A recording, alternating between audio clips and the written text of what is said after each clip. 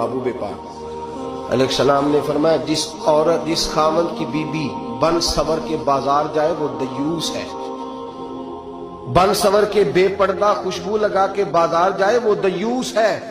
حضور وہ کون ہوتا ہے؟ فرمایا وہ بے غیرت ہے۔ کتنے سخت لفظ ہیں۔